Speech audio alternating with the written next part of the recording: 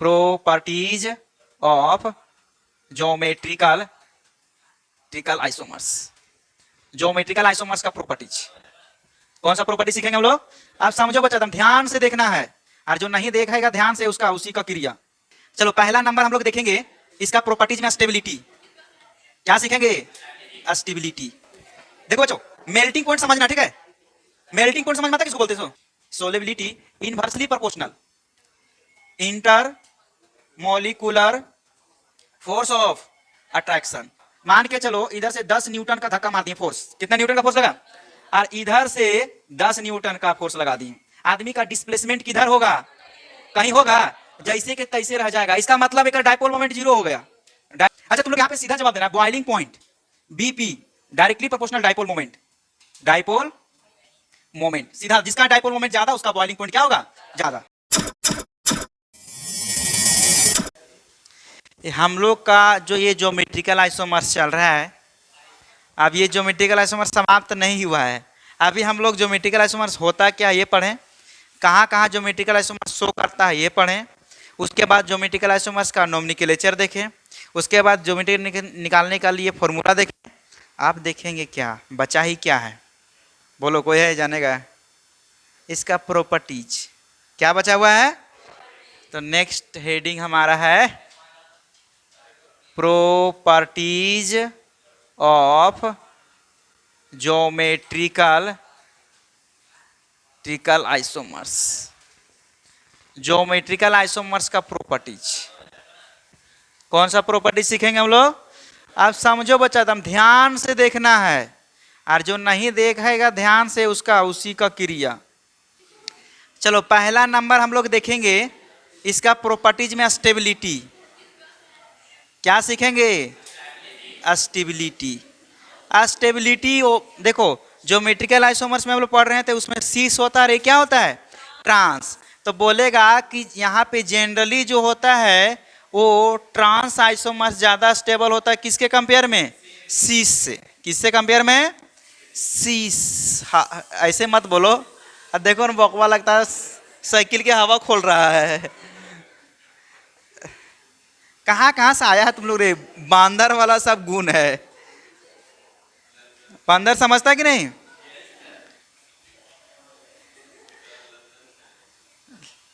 पता लड़की के अंदर कौन सा गुण है हमको समझ में नहीं आता। देखो अच्छा ये पढ़ाएं, ये सीस है कि ट्रांस है? ये ट्रांस है। तेरे दादाजी के राज चलता है ट्रांस सीस बोली, दोनों एक साइड है ना, तो क्या कहेंगे? सीस। अभी भूल गया, अभी ताजे ताजे बताएं, तुरंत भूल जाता है। बताओ एक दूसरे का अपोजिट है कि नहीं? ट्रांस। आज थोड़ा सा अनुमान लगाओगे तुम, ज्यादा स्टेबल कौन होना चाहिए? सीस की ट्रांस? सीस की ट्रांस। आधा इधर सीस बोलता है, इधर ट्रांस बोलता है। अच्छा तुम बताओ, अगर तुमको यहाँ से ऑटो पे जाना बैठ के जंक्शन, समझा, तो पीछे में कितना जगह रहता है? 3। ऑटो में कितना रहता है? 4 गो के ठूस देंगे मोटे मोटे को, कैसन लगेगा तुम लोग को? ओ माई गॉड, सब गर्मी से पागल हो जाएगा, होगा कि नहीं? प्रॉब्लम होगा ना। कंडीशन, लड़की बैठाएगी तेरे बीच में, ये कंडीशन बोल रहा है गधाते हैं। हाँ वो भी बताएंगे, अगर बीच में अगर 2 पार्ट, अगर साइड साइड में अगर मेल बैठा हुआ है और एक बीच में फीमेल रहेगा तो कोई तकलीफ नहीं, आराम से ऑटो चलाओ ना, लंदन चल जाएंगे। वहां पे होगा स्टेबिलिटी। वहां पे क्या होगा?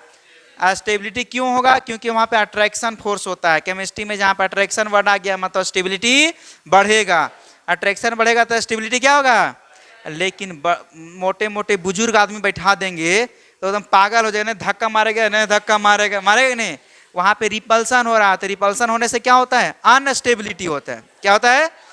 तो बताओ, इन दोनों एक के साइड बैठल बैठल, एक साइड है कि नहीं? एक साइड है, और दोनों क्या अपोजिट में है कि सेम सेम है? सेम सेम है, तो धक्का मुक्की होगा ना, तो रिपल्सन होगा। तो रिपल्सन होगा तो स्टेबिलिटी बढ़ेगा कि घटेगा? अच्छा यहाँ पे देखो, सेम सेम एक दूसरे का अपोजिट दूर में है ना, क्या रिपल्सन होगा? नहीं होगा, तो स्टेबिलिटी क्या होगा?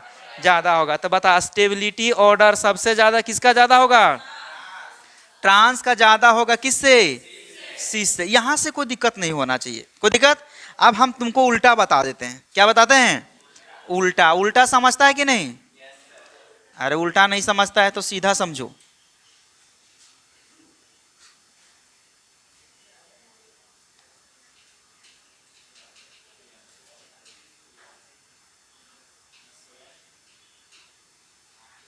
चलो बताओ बच्चों, ये वाला कैसा है, सीस की ट्रांस, सीस ना है, same atom group same side, यहाँ पे अपोजिट है तो क्या कहलाएगा, ट्रांस, है कि नहीं। अब बताओ सर सीस हर एक ट्रांस, अभी इसमें क्या बताएं, ये दूसरे सीस में अगर सेम चीज रहेगा एक साइड में तो रिपल्सन होगा, और रिपल्सन होगा तो क्या होगा, लेस स्टेबल होगा। अब यहाँ पे आ जाओ, एक है मेल और एक पार्ट है क्या, फीमेल, नहीं है। अरे बुड़बाक, बताए थे तुम लोग ना हाइड्रोजन बॉन्डिंग, पढ़ाए थे कि नहीं।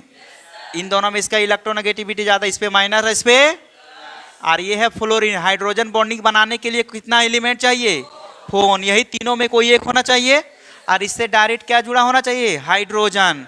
तो बता इसके पॉजिटिव और इसके नहीं, और इस अट्रैक्शन का नाम क्या है, हाइड्रोजन बॉन्डिंग।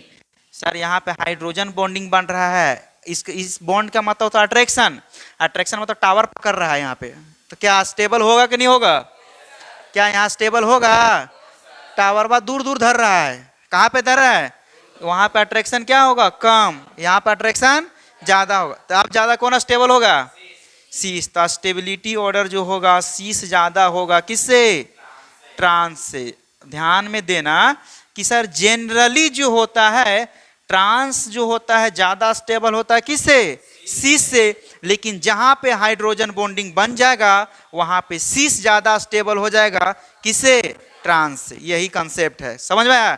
पहला प्रॉपर्टीज नंबर है, बोलेगा स्टेबिलिटी किसका ज्यादा होता है, तो ट्रांस का ज्यादा होगा किससे, लेकिन जहां जहां हाइड्रोजन बॉन्डिंग बनेगा सीस में उसका स्टेबिलिटी ऑर्डर क्या होगा, ज्यादा हो जाए। क्लियर होगा।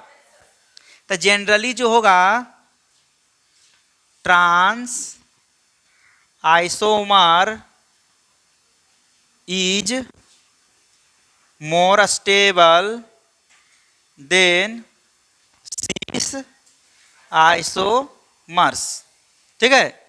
लेकिन जहां जहां हाइड्रोजन बॉन्डिंग होगा वो क्या होगा, स्टेबिलिटी, यहां पे लिख देना due to hydrogen bonding, due to hydrogen bonding, क्योंकि यहाँ पे हाइड्रोजन बॉन्डिंग बन रहा है इसलिए स्टेबिलिटी ऑर्डर क्या हो रहा है, ज्यादा हो रहा है। उतार लो, पहला क्या बताए थे, स्टेबिलिटी ऑर्डर। स्टेबिलिटी के बारे में हम लोग बताए थे कौन ज्यादा स्टेबल होता है। देखो एकदम ध्यान समझना, ऐसे लिखे थे CH3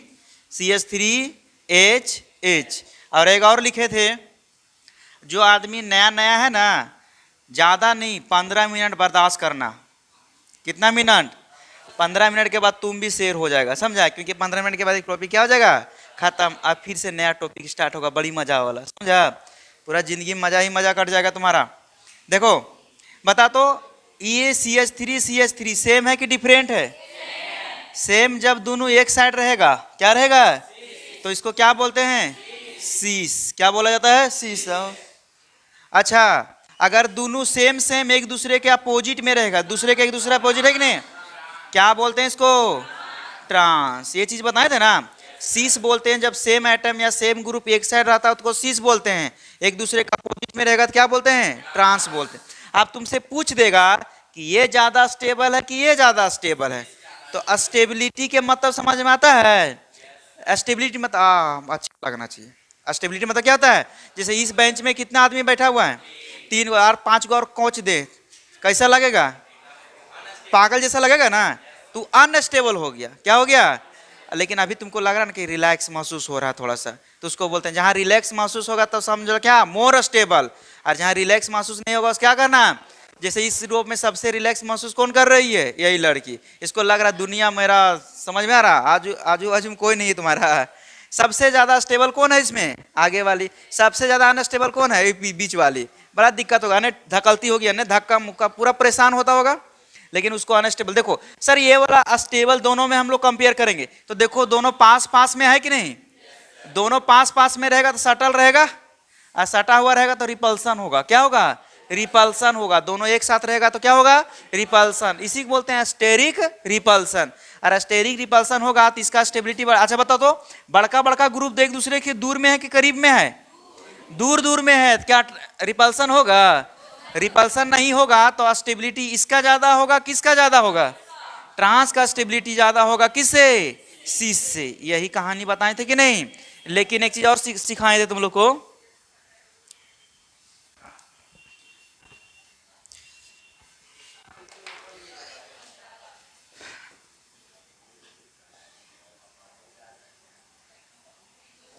बताओ ये सी से की ट्रांस है, बोलो सी से की ट्रांस है, सीस है ना। कैसे पता किया सीस किया, कि देखो तो ये दोनों एच और एच दोनों एक साइड है ना, तो क्या नाम दोगे, सीस। इसको क्या बोलेंगे, ट्रांस। लड़का सब नहीं बोलता, आवाज नहीं है मुंह में लगता तुम लोग को। सेम एटम सेम साइड रहेगा तो क्या कहलाएगा, सीस। अपोजिट में रहेगा तो ट्रांस। ये समझ में आ गया। अभी हम बताए थे कि ट्रांस वाला ज्यादा स्टेबल होता है किससे, सीस वाला से। ट्रांस वाला ज्यादा स्टेबल होता है क्योंकि ये एक दूसरे से दूरी बना हुआ है, दूरी रहेगा तो रिपल्सन नहीं होगा। क्लियर हो गया।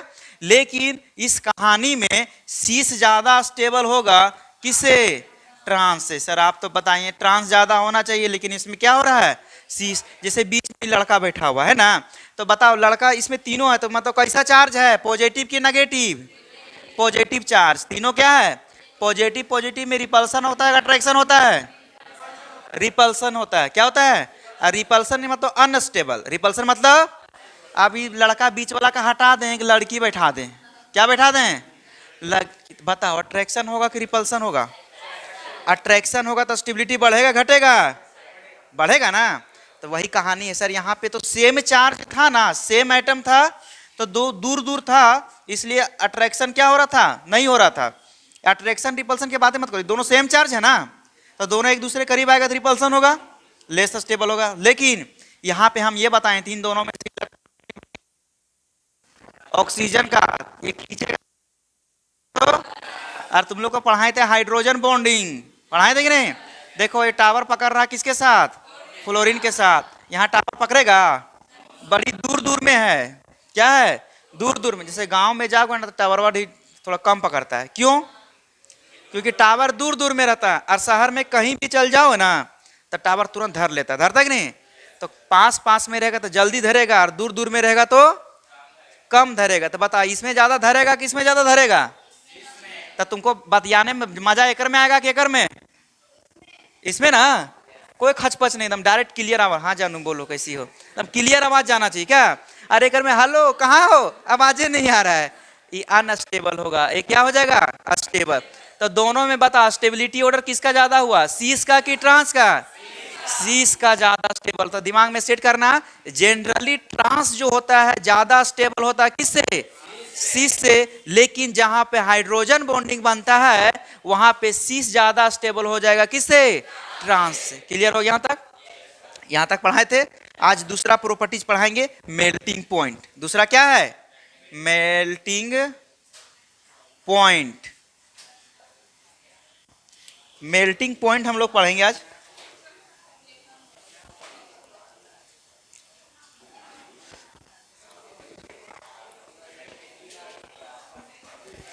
देखो बच्चों, मेल्टिंग पॉइंट समझना, ठीक है। मेल्टिंग पॉइंट समझ में आता किसको बोलते हैं, सो मेल्टिंग मत होता गलनांक बिंदु। क्या होता है, तो तुम लोग को अगर बोल देंगे कि एक है लोहा, एक क्या है, और एक है एल्युमिनियम, दो धातु है तुम्हारे पास, दोनों को अगर हम लोहा और एल्युमिनियम को गलाना स्टार्ट करेंगे जल्दी कौन गलेगा, एल्युमिनियम। मतलब इसका मेल्टिंग पॉइंट क्या है, कम है। लोहा का मेल्टिंग पॉइंट क्या है, जा समझ में आया। अगर पूछेगा तुमसे लोहा और टंगस्टन, टंगस्टन के नाम सुना है, जो बोलबम नहीं रहता स्प्रिंग जैसा, वो क्या जल्दी गलता है, नहीं गलता है, समझा। बहुत ज्यादा टेम्परेचर भी देखो जल्दी गलेगा, उसका खासियत है, इसलिए उसको कहाँ पे लगाया जाता है, बल्ब में, जल्दी गलता वगैरह नहीं है। तो यहाँ पूछेगा मेल्टिंग पॉइंट बताइए, कैसे पता कीजिएगा कि किसका मेल्टिंग पॉइंट ज्यादा है। तो तुम बार बार तो गला के नहीं देखोगे, कंपाउंड दे दिया रहेगा, तुमको पता करना है। जैसे तुम्हारे पास एक कंपाउंड सीस और ट्रांस, बस दो ही कंपेयर करना है, सीस और ट्रांस। कहीं पे भी रहेगा तो सीस और ट्रांस के बारे में पता करना है। सीस समझ में आ गया, जैसे सेम एटम सेम साइड, जैसे ये और ये सेम हुआ, ऊपर में हो भी सकता है सेम, नहीं भी हो सकता, कोई दिक्कत। तो देखो सेम एटम सेम साइड तो क्या नाम देंगे, अगर सेम एटम एक दूसरे के अपोजिट में है तो क्या नाम दोगे, ट्रांस। ये कभी नहीं भूलना, मर जाओगे फिर भी इसको याद रखना। सीस किसको बोलते हैं? सेम एटम सेम साइड, सीस अपोजिट रहेगा तो ट्रांस। अब तुमको इसी में पता करना है कि जल्दी कौन गलेगा, ये वाला गलेगा कि ये वाला गलेगा, यही पता करना, ठीक है। तो अगर हम सीस का स्ट्रक्चर बनाते हैं, देखो एक तुम्हारे पास यहाँ पे लिखते हैं इस तरह से, बताओ ये सीस लग रहा है कि ट्रांस लग रहा है? ट्रांस लग रहा है ना, अपोजिट। इसको बढ़िया से बनाते हैं इस तरह करके ताकि तुमको समझ में, एक बोल रहे नहीं आएगा, उसको कतनो कुछ बोलेगा बोलेगा नहीं है, हो गया एक और। अच्छा एक कंपाउंड एक और रखें इसके ऊपर, एक और लिख देते हैं इस तरह करके, कोई दिक्कत है? दोनों ट्रांस है, दोनों क्या है? ट्रांस है। अब ये हम दोनों ट्रांस को एक साथ रख दिए हैं, ठीक है। अब एक तरफ लिखते हैं यहाँ सीस, क्या लिखते हैं हम लोग? सीस को बोला जाता है सेम एटम जब क्या रहेगा? Same side. देखो सेम है कि नहीं, ये वाला हो गया क्या तुम्हारा? सीस हो गया। एक और बनाते हैं, दूसरे को रख दिए इस तरह करके,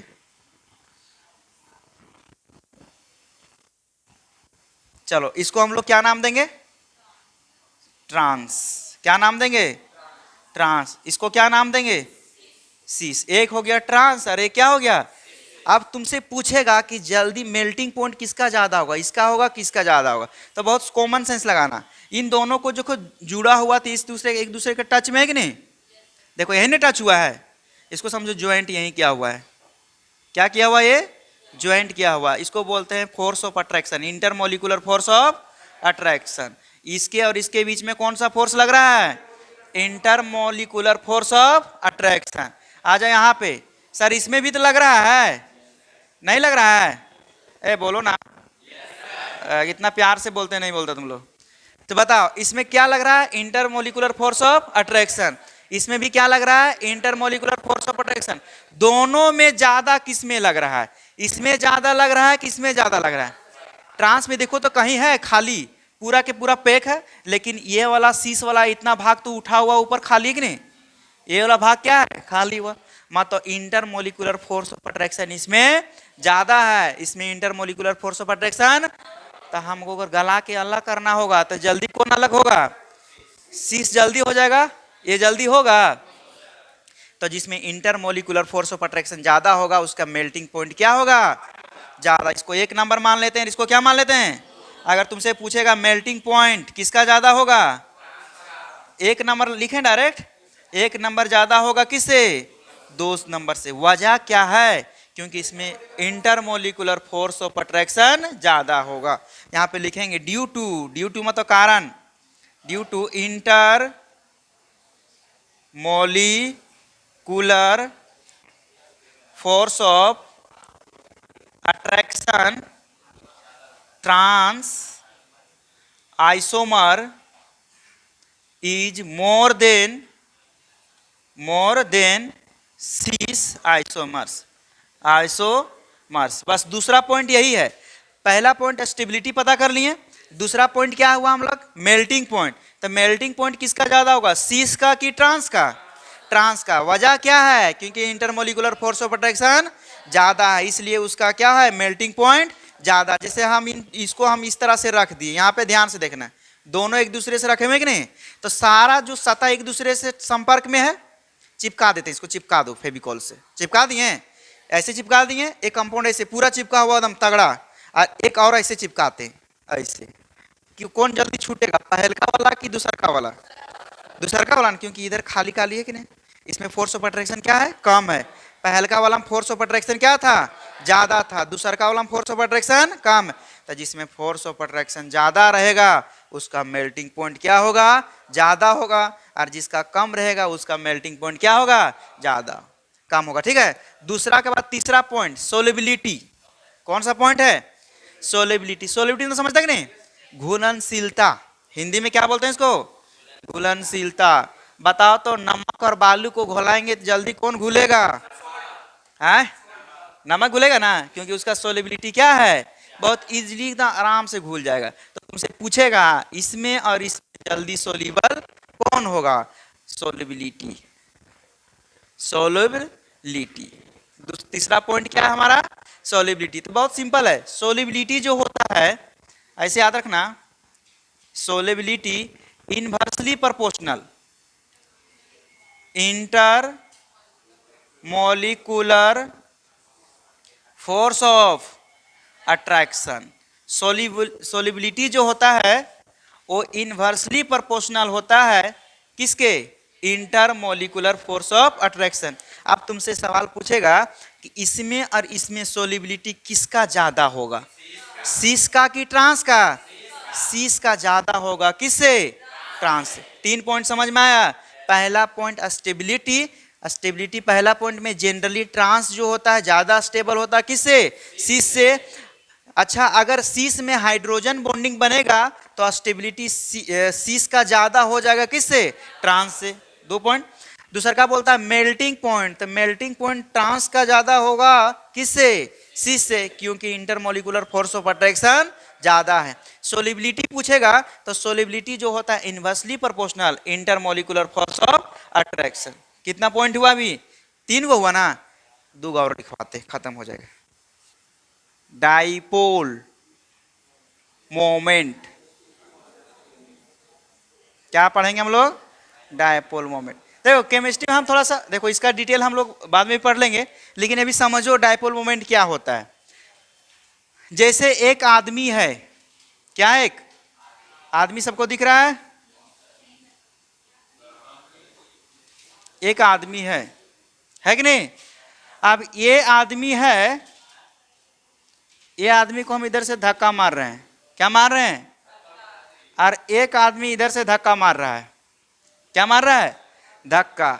मान के चलो इधर से 10 न्यूटन का धक्का मार दिए, फोर्स कितना न्यूटन का फोर्स लगा, और इधर से 10 न्यूटन का फोर्स लगा दिए।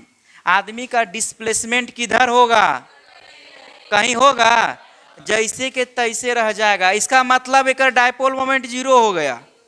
डायपोल मोमेंट क्या हो गया, 0 हो गया। नहीं समझ में आया, फिर समझाते हैं।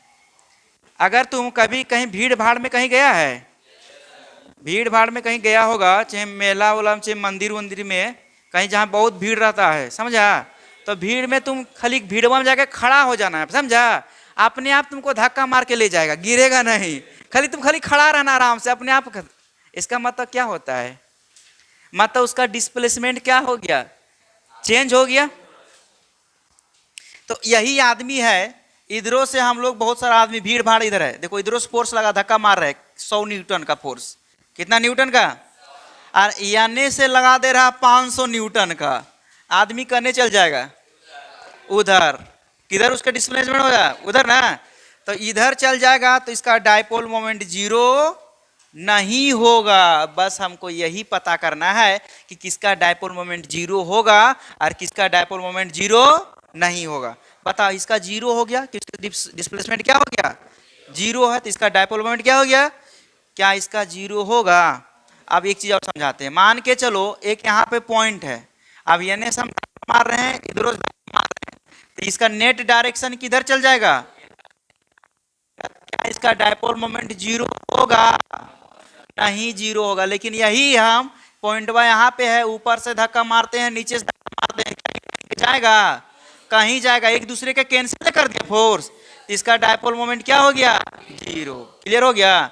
हमें यही पता, जैसे मान के चलो कार्बन है, इधर क्लोरीन है, इधर क्लोरीन है, तो कार्बन और क्लोरीन में किसका इलेक्ट्रोनेगेटिविटी ज्यादा, क्लोरीन का, तो ये खींचेगा इधर और एक खींचेगा इधर, तो बताओ इसका नेट डायरेक्शन किधर होगा, कहीं नहीं होगा, तो इसका डायपोल मोमेंट क्या हो गया, 0 हो गया। लेकिन यही चीज हम ऐसे दिखाते हैं, इधर Cl है और इधर F है। हम सबसे पहले बताए थे FON, दुनिया में सबसे ज्यादा इलेक्ट्रोनेगेटिविटी कौन होता है, इसका वैल्यू कितना होता है, इसका 3 पॉइंट, इसका 3 होता है कि नहीं।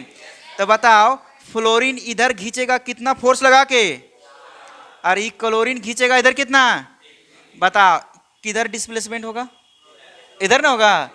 क्या इसका डायपोल मोमेंट 0 होगा, नहीं होगा, तो डायपोल मोमेंट 0 नहीं होगा। क्लियर हो गया। अब तुमसे एक और सवाल पूछते हैं, समझना, ठीक है।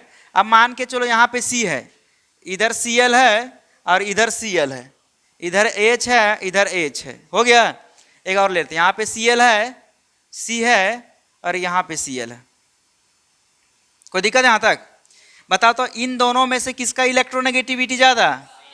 तो ये खींचेगा इधर, इन दोनों में किसका? ये खींचेगा इधर। कार्बन नहीं खींच पाता है, कार्बन का 2.5 होता है, इसका 2.1 लिखवाए थे एक बार। इसका इलेक्ट्रोनेगेटिविटी 2.1 और इसका इलेक्ट्रोनेगेटिविटी, तो भाई ये तो भी खींचेगा इधर है ना, ये भी खींचेगा इधर ही। इसका नेट डायरेक्शन किधर जाएगा? लेकिन इसमें आ जाओ सर, ये खींचेगा इधर, ये खींचेगा, क्या इसका डिस्प्लेसमेंट होगा कहीं? इसका डायपोल मोमेंट क्या हो गया? तो तुमको पता करना है कि शीश, हंस दिया, देखो कितना मजा आया होगा क्या रे। देखो आदमी का ये नेचर है, कोई अगर कष्ट में रहता है तो उसको बहुत मजा आता है, आता कि नहीं? अगर रास्ता में चलते चलते कोई लड़की गिर जाती है, सब लड़का चिल्ला के हंसने लगेगा, हंसता कि नहीं? ऐसा तो तुम क्या करेगा? उठाने जाएगा, उठो दीदी, क्या बोलेगा? उठिए दीदी, बहुत तकलीफ हो रहा होगा। चलो देखो ये वाला कौन सा फॉर्म है, जल्दी बताओ तो। ये वाला बताओ, सीस है कि ट्रांस है? क्या है? Same atom same opposite side में, तो क्या हो गया? ये सीस हो गया। अच्छा अब ये बताओ, बताओ सीस है कि ट्रांस है? ट्रांस है कि नहीं? अब तुमसे पूछेगा कि बताइए डायपोल मोमेंट किसका ज्यादा होगा, सीस का कि ट्रांस का? अब तुमको मालूम चल गया ना, ये खींचेगा नीचे और ये भी खींचेगा, तो इसका नीचे घसका के नीचे कर देगा ना। लेकिन ये खींचेगा नीचे और ये खींचेगा, क्या एक दूसरे को कुछ कर पाएगा? तो इसका डायपोल मोमेंट हो गया जीरो, इसका डायपोल मोमेंट नॉट जीरो। तो इन दोनों में अगर डायपोल मोमेंट किसका ज्यादा होगा? सीस का ज्यादा होगा। किसके कंपेयर में? डायपोल मोमेंट किसके? ट्रांस। डायपोल मोमेंट को म्यू से डिनोट करते हैं, ऐसे म्यू लिखना, ऐसे म्यू, हो गया। तो बताओ अगर सीस और ट्रांस में अगर सेम टाइप के एटम रहते हैं, क्या रहेंगे? सेम टाइप के, तो सीस का डायपोल मोमेंट ज्यादा हो जाएगा किससे? लेकिन जब एक दूसरे के अपोजिट में रहेंगे, क्या रहेंगे? अपोजिट में। देखो समझना, ठीक है? NO, यहाँ पे CH3 दे देते हैं, H अब फिर यहाँ पे हम लोग लिखते हैं H CH3 और यहाँ पे Cl, है कि नहीं? बताओ तो ये कौन सा फॉर्म है, सी से कि ट्रांस है? ट्रांस, क्योंकि सेम एटम एक दूसरे के अपोजिट में है तो हम इसको क्या बोलेंगे? ट्रांस। अगर सेम एटम एक साइड रहेगा तो क्या बोलेंगे? सीस। अब पूछ देगा, अच्छा ये बताइए CH3 जानते हो? CH3 जो होता है वो प्लस आई ग्रुप होता है, ये इलेक्ट्रॉन देने वाला ग्रुप होता है। कैसा ग्रुप होता है? और ये सब जो होता है फ्लोरीन, क्लोरीन, ब्रोमीन, आयोडीन, ये इलेक्ट्रॉन खींचने वाला होता है, जिसको माइनस आई ग्रुप बताएंगे। और माइनस आई प्लस आई आएगा, GOC पढ़ाएंगे ना थोड़ा बढ़िया से तो बताएंगे व्हाट। सर ये तो खींचेगा ऊपर, क्लोरीन खींचेगा ना, और ये खींचेगा कि देगा? देगा, ऐसे करके देगा। तो इसका नेट डायरेक्शन कोई अपोज करने वाला है इसको? नहीं। आ जाओ नीचे वाला में, सर ये खींचेगा ऊपर और ये देगा, एक दूसरे का फोर्स अपोजिट में लग रहा है कि नहीं? तो बता तुम डायपोल मोमेंट किसका ज्यादा होगा? ट्रांस वाला का होगा कि सीस वाला का होगा? ट्रांस का होगा। देखो तो दोनों, ये नीचे से धक्का मार रहा है, ऊपर खींच रहा है, तो दोनों एक डायरेक्शन में चल गया। और ये बोल रहा है कि नहीं हम ऊपर जाएंगे, और ये बोल रहा है क्या? नीचे जाने की। तो एक दूसरे का फोर्स कैंसिल आउट ना कर रहा है। तो डायपोल मोमेंट पूछेगा कि किसका ज्यादा होगा? ट्रांस का डायपोल मोमेंट ज्यादा होगा। किसके डायपोल मोमेंट से? सीस के डायपोल मोमेंट से। क्या कोई दिक्कत यहाँ तक? बस यही कॉन्सेप्ट है। यहाँ पे सीधा जवाब देना कि अगर एटम सेम टाइप के रहेंगे तो सीस आइसोमर्स का डायपोल मोमेंट ज्यादा होगा ट्रांस से, लेकिन जब अपोजिट नेचर के रहेंगे तो ट्रांस आइसोमर्स का डायपोल मोमेंट ज्यादा होगा। किसके कंपेयर में? सीस के कंपेयर में। क्या कोई दिक्कत समझ में आ गया? बोलेगा जनरली बताइए तो किसका डायपोल मोमेंट ज्यादा होता है, सीस के कि ट्रांस का? तो ध्यान में देना, अगर सेम टाइप का एटम रहेगा तो किसका ज्यादा होगा? सीस का। लेकिन अपोजिट नेचर का रहेगा तो क्या होगा? कोई दिक्कत? यही था हमारा कौन सा प्रॉपर्टीज, चौथा प्रॉपर्टी। तो यहाँ पे लिखेंगे cis isomers is dipole moment cis isomer is more than trans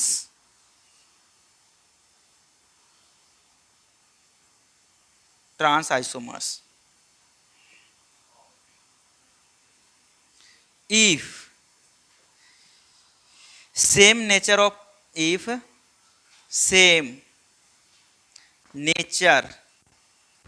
of atom or group same nature का रहेगा तो सीस का ज्यादा डाइपोल मोमेंट होगा किससे, ट्रांस से। लेकिन यहां पे क्या लिखेंगे हम लोग, dipole moment trans isomers is more than cis isomers if opposite nature of atom group. Opposite nature group atom या ग्रुप का रहेगा तो हमारा ट्रांस आइसोमर्स का डाइपोल मोमेंट ज्यादा होगा, सीस का क्या हो जाएगा, कम। चलो सब बॉइलिंग पॉइंट का नॉर्मल समझो, बॉइलिंग पॉइंट क्या होता है। अच्छा तुम लोग यहाँ पे सीधा जवाब देना है, boiling point BP directly proportional dipole moment सीधा, जिसका डाइपोल मोमेंट ज्यादा उसका बॉइलिंग पॉइंट क्या होगा, ज्यादा। क्लियर हो गया? जिसका बॉइलिंग पॉइंट मतलब डाइपोल मोमेंट ज्यादा होगा उसका बॉइलिंग पॉइंट भी क्या होगा। अब तुम लोग जो बॉइलिंग पॉइंट बोलता है समझो क्या, एक चीज तुम लोग जानता है कि एटमॉस्फेरिक प्रेशर हमारे ऊपर कितना एटीएम प्रेशर लगता है, ऊपर से हमारे ऊपर जो दाब लग रहा है कितना एटीएम का लग रहा है। हाँ कोई नहीं जानता रे, 8वां में पढ़ना था, सब भूल गया। कितना 9.8, ग्रेविटी की बात तो कर रहे हैं। 1 एटीएम, कितना एटीएम, हमारे ऊपर जो वायुमंडलीय दाब है प्रेशर दे रहा है वो कितना एटीएम लग रहा है, 1 एटीएम। तुम लोग नहीं जानता 1 एटीएम लगता है, जानती थी? तो बोलने में क्या लगता है, लाज लग रहा था। देखो तो हमारे ऊपर कितना एटीएम प्रेशर लग रहा है, 1 एटीएम। देखो बॉइलिंग पॉइंट समझ जाना क्या, जैसे यहाँ पे कोई लिक्विड है, एक कटोरा ले लिए हैं, कटोरा में पानी ले लिए हैं, कटोरा का बहुत काम है, उससे भीख भी मांग सकते हो, उससे खाना भी खा सकते हैं, समझ में आया? जूता खोल के मार देंगे यहीं से, बोले ज़्यादा नहीं बोलना, लतिया देंगे, जेंडर नहीं देखेंगे फीमेल और मेल, फिर लिमिट में बोला करो। देखो अगर ये पानी है ना, अगर हम ये पानी को हीट करते हैं तो पानी को मान के चलो 50 डिग्री पे हीट करते हैं, कितना डिग्री पे, तो बताओ तो ये वाष्प में बदलेगा क्या, वेपर बनेगा कि नहीं? तो ये बताओ जब वेपर बनेगा तो वेपर द्वारा कुछ ना कुछ प्रेशर लगाएगा ऊपर। 50 डिग्री पे हम हीट किए तो मान के चलो इसमें जो प्रेशर डेवलप हो गया 0.5 एटीएम, कितना एटीएम, 50 डिग्री हीट किए तो कितना डिग्री मतलब प्रेशर डेवलप हुआ, 0.5 हुआ कि नहीं? क्या पानी ये उबलेगा? 50 डिग्री पे नहीं उबलेगा, समझा? अब ये चीज बताओ 50 डिग्री और हीट कर दिए तो कितना हो गया, 100 डिग्री हो गया।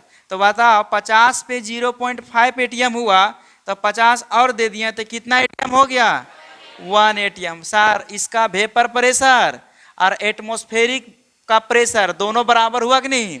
और जब दोनों बराबर हो जाएगा तो पानी क्या होने लगेगा, उबलने लगेगा, बॉयल होने लगेगा। क्या होने लगेगा? तो डेफिनेशन ऐसा बोलना चाहिए कि वह टेम्परेचर जिसमें प्योर लिक्विड का वेपर प्रेशर 1 एटीएम या एटमॉस्फेरिक प्रेशर के बराबर हो जाए तो उस टेम्परेचर, उस ताप को हम लोग बोल देते हैं बॉइलिंग पॉइंट बोलते हैं। क्या बोलते हैं इसको? तो जब तक तुम्हारा 1 एटीएम के बराबर नहीं होगा तब तक ये पानी बॉयल करने वाला नहीं है। कभी कभी देखना सेम पानी का बॉइलिंग पॉइंट अलग अलग हो सकता है। अगर इस पानी को हम पहाड़ पे ले जाते हैं, कहाँ पे, पहाड़ के ऊपर। तो तुम लोग समझना, जब हम नीचे से ऊपर जाएंगे तो हमारे ऊपर प्रेशर क्या होगा, घटेगा, प्रेशर घटेगा। प्रेशर क्या होगा, जितना नीचे जाएंगे वायुमंडलीय दाब उतना क्या रहेगा, ज्यादा होगा। एक हम ऊपर चल गए, एक धरती के अंदर चल गए, कहाँ चले गए, धरती के अंदर। मान के चलो यहाँ पे जो प्रेशर लग रहा है 2 एटीएम, कितना लग रहा है, अरे यहाँ पे हमारा लग रहा है आधा एटीएम, हाफ एटीएम। कितना लग रहा है, हाफ एटीएम। अब यही पानी को यहाँ पे भी ले जाओ, और ये पानी को कहाँ ले जाओ, यहाँ पर, दोनों को बॉयल करना स्टार्ट कर दो, कोई दिक्कत। सर यहाँ पे 2 एटीएम तक पहुंचाना है इसका वेपर प्रेशर, कितना एटीएम तक, तो बताओ 1 एटीएम पहुंचाने के लिए कितना डिग्री टेम्परेचर चाहिए, तो भाई 2 एटीएम पहुंचाने के लिए बताओ इसका बॉइलिंग पॉइंट धरती के अंदर ज्यादा हुआ कि नहीं, सेम पानी है।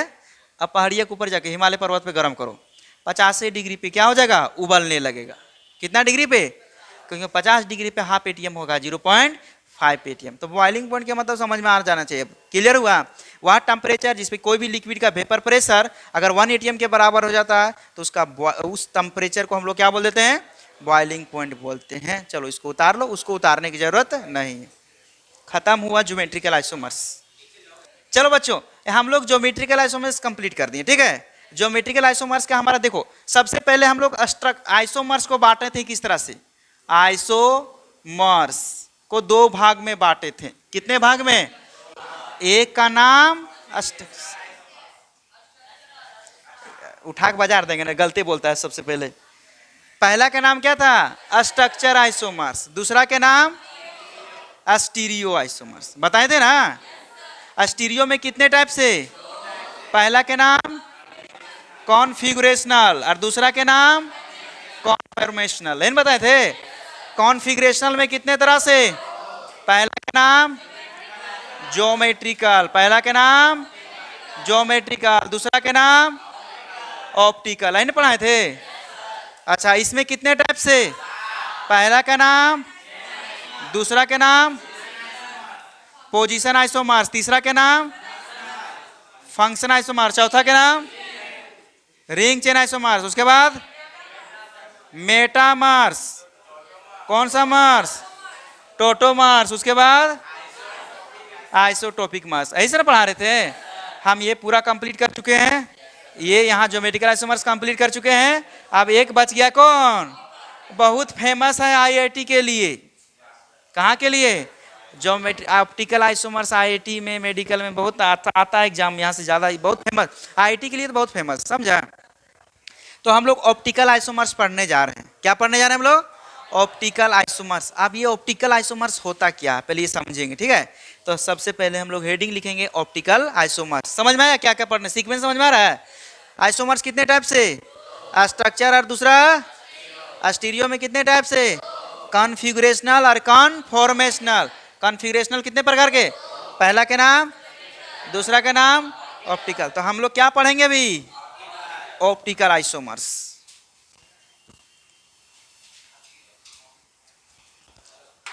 हेडिंग लिखो ऑप्टिकल आइसोमर्स।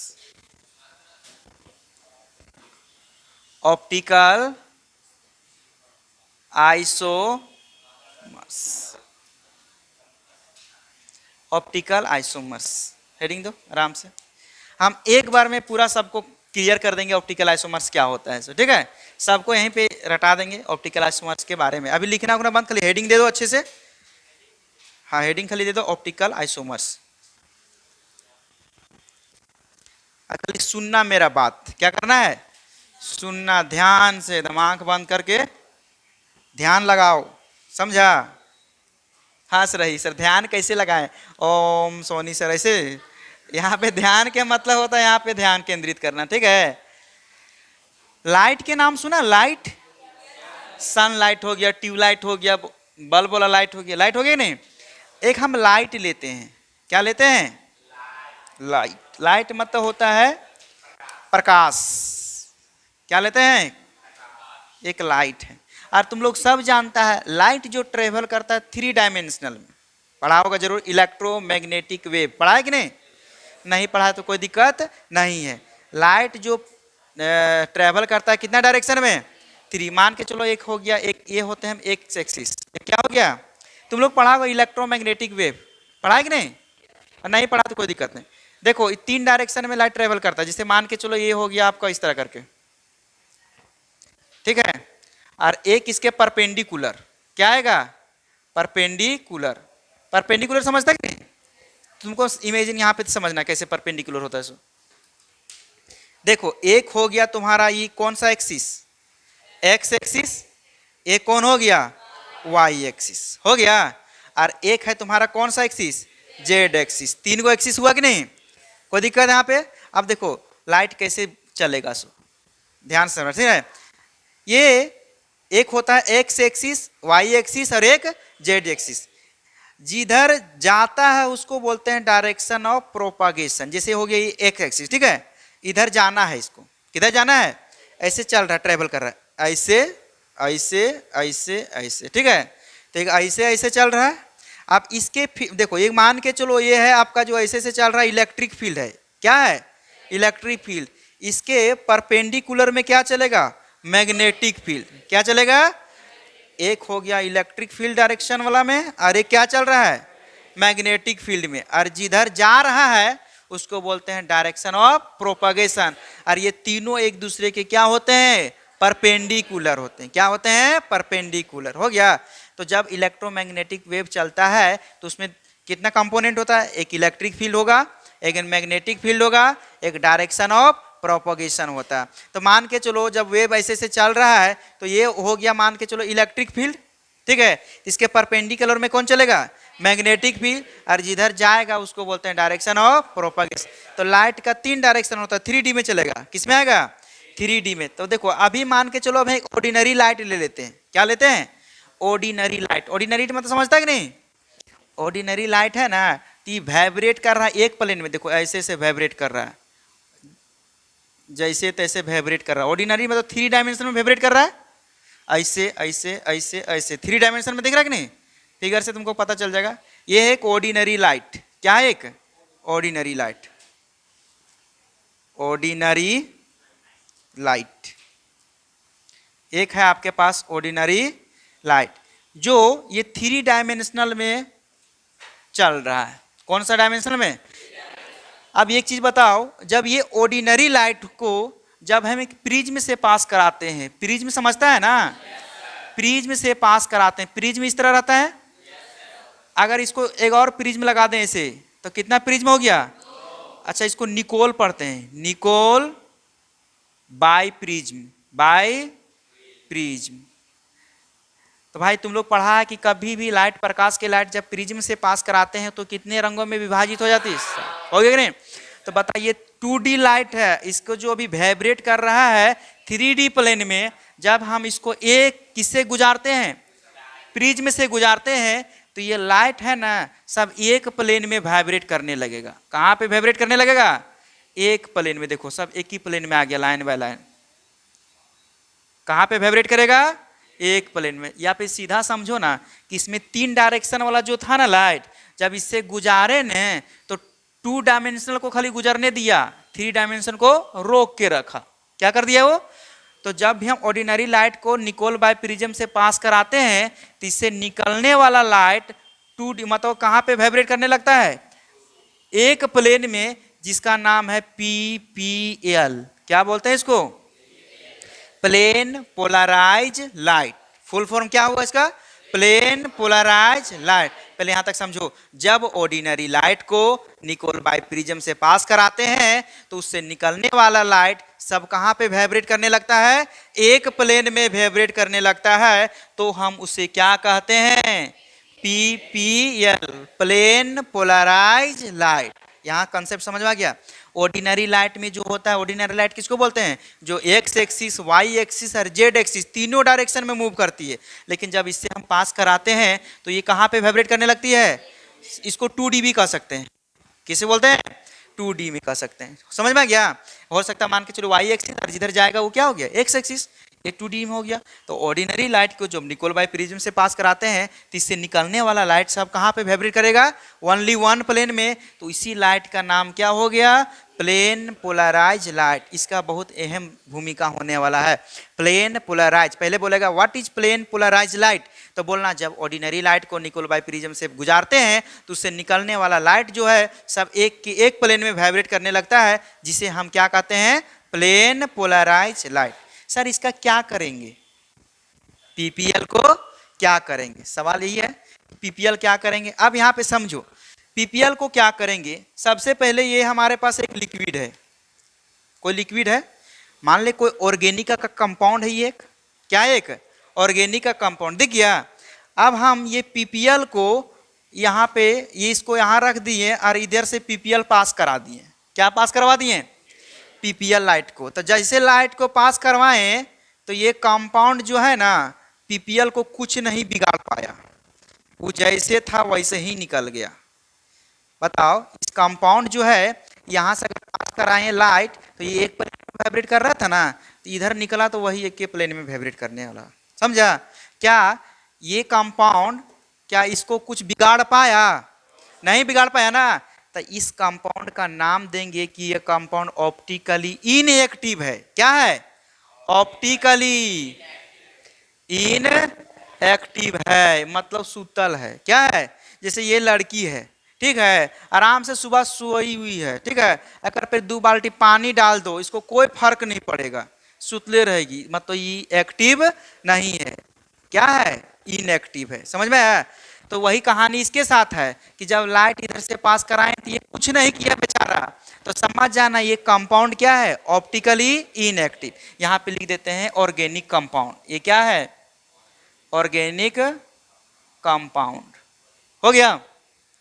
चलो ये लाइट अगर कुछ नहीं कर पाया, हो गया। चलो अब हम दूसरा कंपाउंड लेते हैं। क्या ले लेते हैं, चलो दूसरा कंपाउंड, इसमें दूसरा चीज भर दिए, हो गया ना।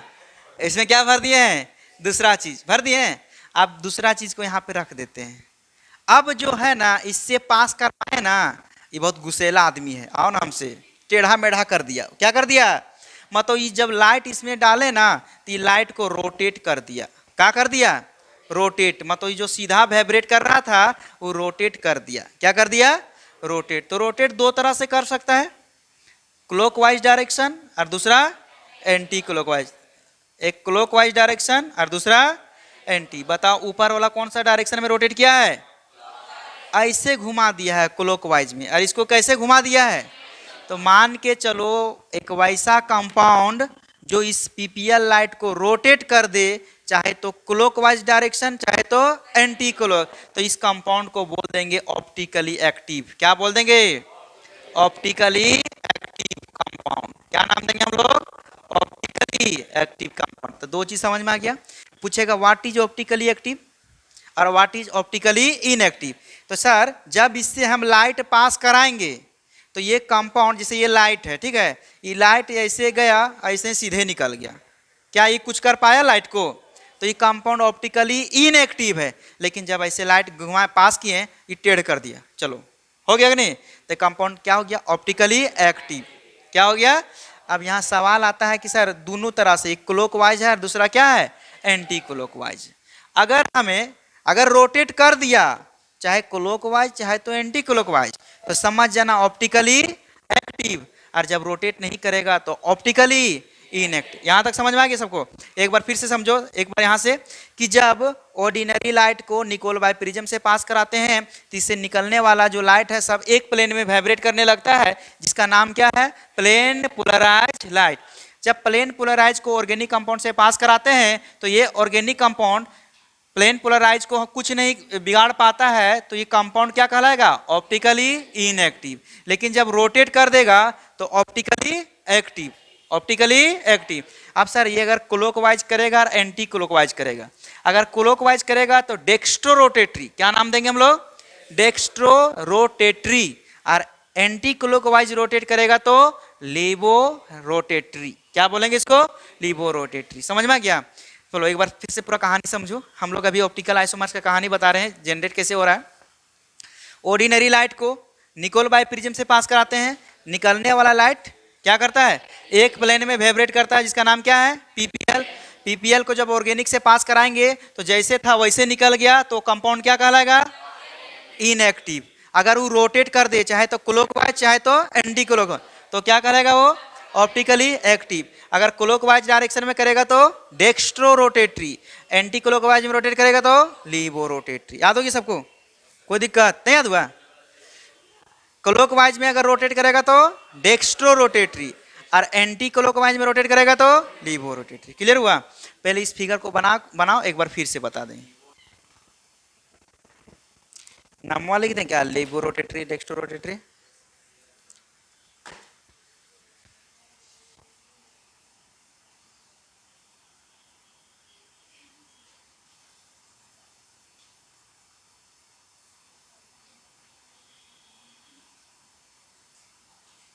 इसको छोटका डी बोलते हैं, इसको छोटका एल भी बोलते हैं, इसको माइनस भी बोलते हैं, इसको प्लस भी बोलते हैं।